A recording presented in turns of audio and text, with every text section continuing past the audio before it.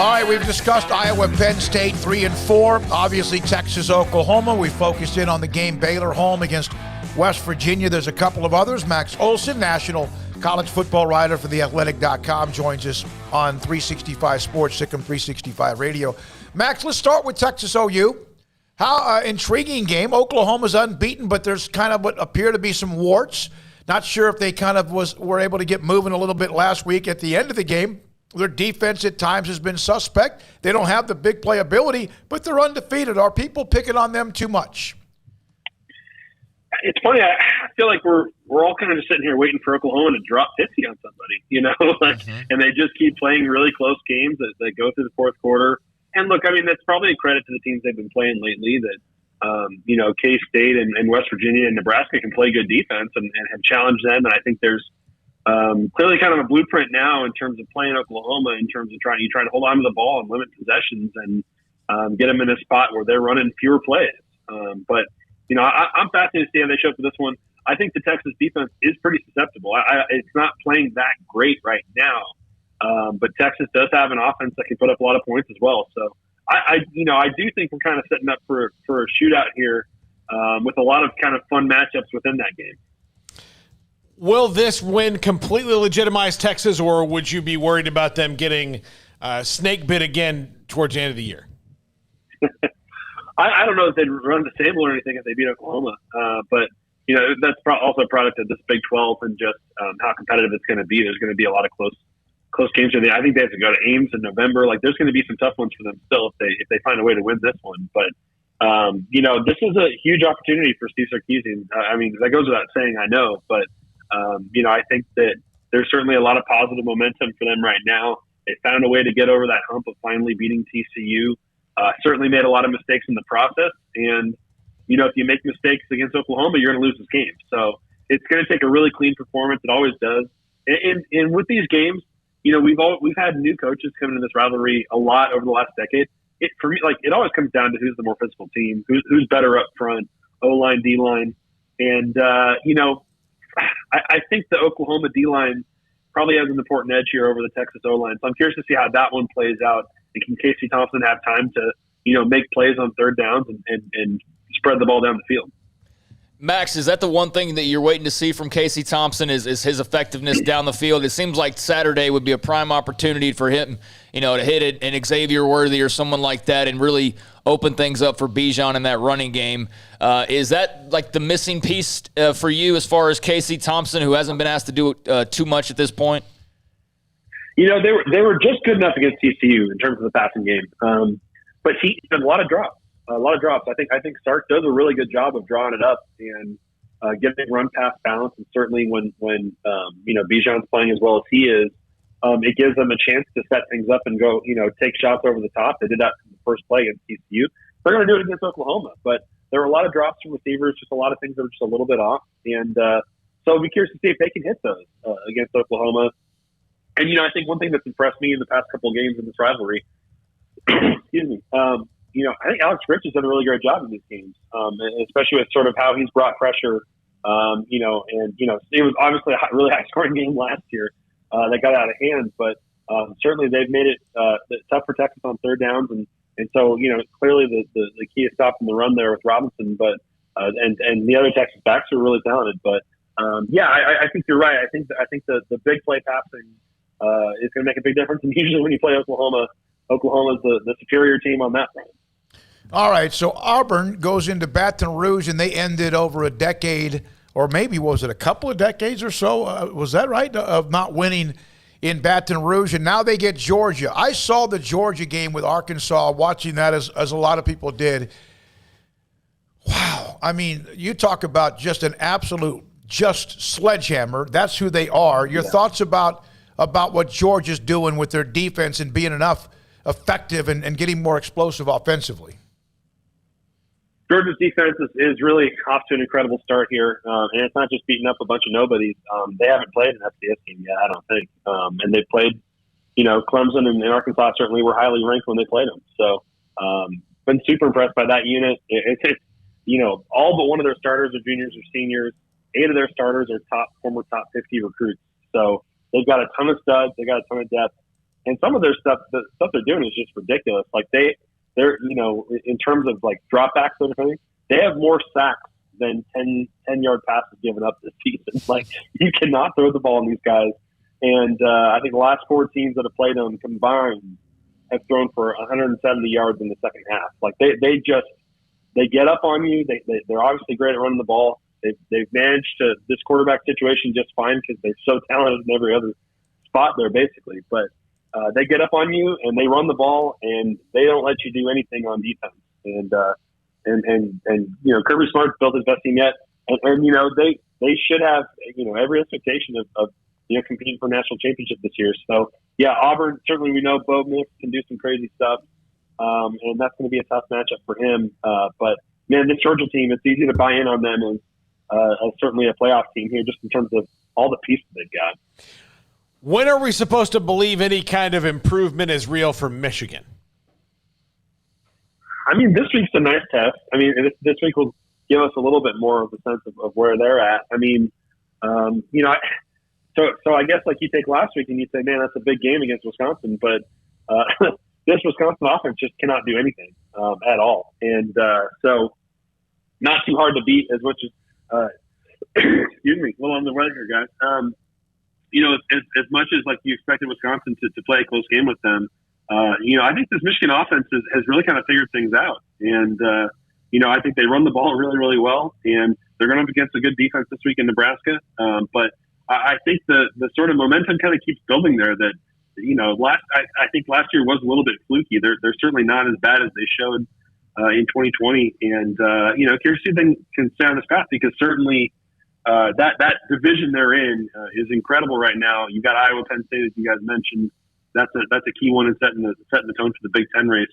But Michigan's got a shot here to be competitive and start to feel like they can play with the best teams in the Big Ten again. How badly did Nebraska need a win like that against Northwestern, Max? It was bizarre to watch. Honestly, it was. They were playing with like the confidence that you would expect if they were like lining up against like Fordham or an FCS team. Like they were just crushing Northwestern. And Northwestern is not very good this year, to say the least. But, that was, Smokey, if you've been in a coma for the last, 3 years here, and then you came up and you watched that game, and you're like, has it been this way the whole time? Yeah, they actually that's what it's, it looked like UCF, man. It really did. It looked like that. It looked like it's supposed to this whole time. So we'll see if they can build on it. Obviously, a tough one this week and some hard ones ahead, but that's certainly a team that might not really be as bad as the record has shown so far. Well, and Michigan will be a test, obviously, even though it's in Lincoln. You know what? It's how bad it's been for me, Max. I don't know, Paul, if you've been here or not. It's been so bad the last several years that they were winning and blowing somebody out, and I wasn't watching because I'm not used to it. I was like, wait a minute. I turned away from the Nebraska game. That's how bad it is. Here they are. They're actually destroying somebody, and yet I didn't even know how to watch it. That's how bad it is. If Florida State blew somebody out, I'd take 3 days off and go celebrate. I'd go to Tallahassee and buy Mike Norvell a steak. So, but, all right, so Michigan, Nebraska, that game's in Lincoln. Brigham Young and Boise State. Brigham Young's in the top 10. We know what Cincinnati did to Notre Dame. A couple of, I know Cincinnati right now considered group of 5 and Brigham Young independent. Your thoughts about them and what they did? Yeah, interesting. This is a really interesting BYU team again this year. I think they've got a chance when you look at their schedule to keep stacking wins here and be really competitive. And I think it's helped them a lot that they did play good teams at the start of the season here, and really sort of built a lot of confidence. And I mean, they beat that whenever Arizona State looks better and better because that looks like one of the best teams in Pac-12 right now. I think the quarterback situation is a little up in the air this week for BYU, so interested to see where that goes. And, Boise's played some close games. I mean, they gave Oklahoma State a real test. They had a real back and forth shootout with UCF in the opener, lost to Nevada. That's a pretty good Nevada team. It's hard to know what to make of this Boise team, but I think this game could be pretty close and competitive. And, especially for folks in the Big 12 who want to start getting acquainted with these new schools. Cincinnati and BYU have been a lot of fun to watch this year. And I would encourage people to check them out, especially those BYU games late at night when you just need a little bit more college football here, to wrap up your weekend. Max Olson, national writer. theathletic.com with us on Sikkim 365 Radio. Baylor and Oklahoma State last week was a slugfest. Baylor, West Virginia might be that way. West Virginia, I was stunned that they lost at home and dug a 17-0 hole. Your thoughts about Baylor, because they were so good in the first half against Iowa State, but since then the offense has struggled. Yeah, that's right. That's right. And I haven't really lost a whole lot of faith in Baylor here, but certainly I think you look at these next two games, really next 3-4 games. Look, they're all tough in the Big 12. That's kind of how this conference is right now. But I think that I can understand the frustration with just the offensive plan not really working out or coming together there against Oklahoma State. But I do think Baylor's going to be really competitive in this race and continue to have that chance to, make a big leap here in year two under Aranda. I think of all the Big 12 teams right now, you probably would say West Virginia might be the one that's hard to figure out. And, I know that they're probably a year away as a program, but, we know they can play some pretty good defense. And I think they're just kind of missing the quarterback. I just don't know that they've got the guy there yet. And wonder if there's a transfer they can get this offseason or something like that that's kind of the missing piece. So I would expect this game to be, similar to, what West Virginia played last week with Texas Tech. I think it's going to be really close. And, that was a big one for Tech, obviously. But I think we're back into it now in this conference where there's just going to be a lot of these 50-50 kind of games. Max, Arkansas and Ole Miss, good stories to start off the year. Still plenty of room to be good stories the rest of the year, but somebody's going to be taking their second straight loss here after both are licking their wounds a little bit from losses last week. Now at 13-17, Razorbacks at 13, Rebs at 17. What are your thoughts on this bounce-back game where only one team can really bounce back? Yeah, that this one means a lot to Matt Corral because that's the game when he threw, 6, 7 he threw a ton of interceptions in that game last year. He's pretty much the reason they lost that game to Arkansas last year, and that was a huge one for Sam Pittman and his staff in that their debut season. So, he's been thinking about that one all offseason. And honestly, I think this is the kind of game that, can probably sort of solidify that Corral is one of these guys that's going to stay in the Heisman race or going forward, even if Ole Miss isn't a top 10 type of team. So, certainly a real challenge there against, that defense that Barry Odom put together that I think is really talented. So excited to see that kind of that coaching chess match between those staffs. Obviously, you've got Kendall going against Levy there, which will be interesting to see. And, I think these are two teams, like it's really hard to figure out what to make of like the SEC West right now because you just had LSU and A&M lose last week, right? And there's another one too. And Arkansas. So it's like I think there's an opportunity here for somebody to rise up here, and Ole Miss obviously trying to lick their wounds after playing Bama. There's an opportunity here because A&M and LSU don't look great as talented as they are. So this is a pretty good opportunity here for Arkansas and Ole Miss to surprise some people, but you got to get past this one.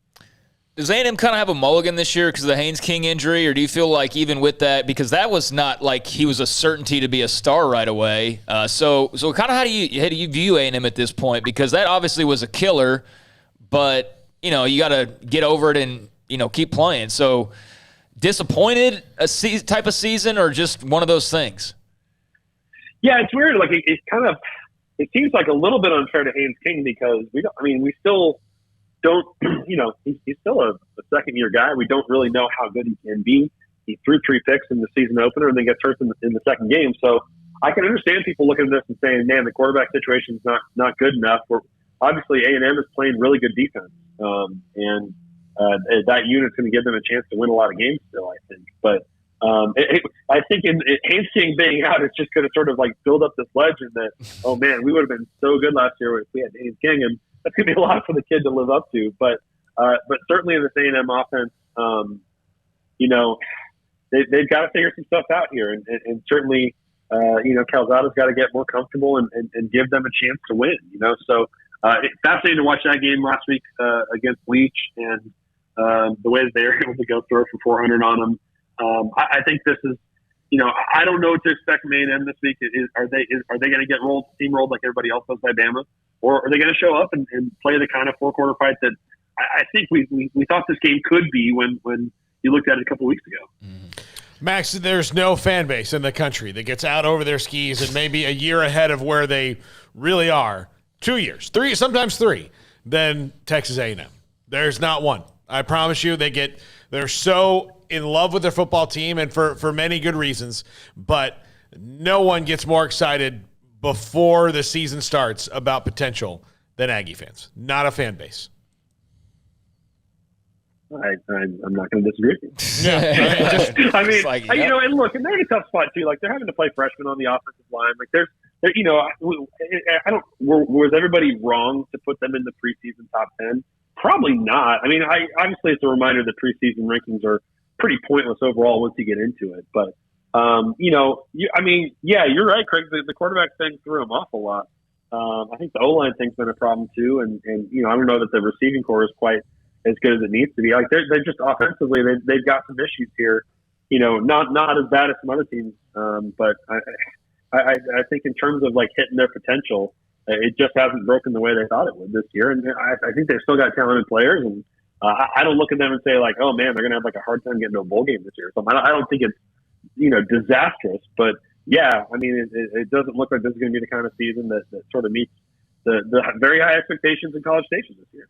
Thank you very much, Max. Every Thursday at around 4, Max Olson, theathletic.com national writer, has been with us for years and with us from day one on Sikkim 365 Radio when we began this latest chapter of the journey in April.